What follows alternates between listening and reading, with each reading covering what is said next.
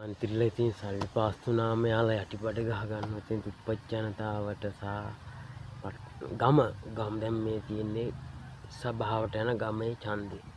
ඉතින් මං හිතනවා ඉතින් ගමක් හැදෙයි කියලා. ඉතින් දුප්පත් මිනිස්සු කොට දාන විදියට ගමක් හැදෙයි.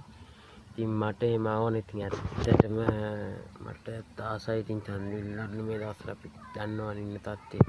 ඉතින් ඒකෙන්ද මගේ SB එකේ තියෙනවා හිරුමදු මාධව, ලහිරුමදු මාධව, හඤ්ඤ රාමනායක, ඊට පස්සේ තව එක පේට් වලින් හැදුවා මම කවුරු හරි එක අක්‍රිය කළා. ඉතින් කිසිම මට SB කොටින්ම යන්න බෑ. මගේ මූණක්වත් දාන්න බෑ SB එකේ.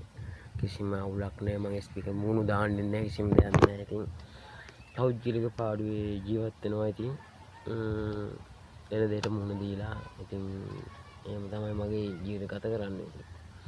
ඉතින් ඔයගොල්ලන්ට කොහොමද ඉතින් මට මැසේජ් එකක්වත් දායි කියලා මම බලාපොරොත්තු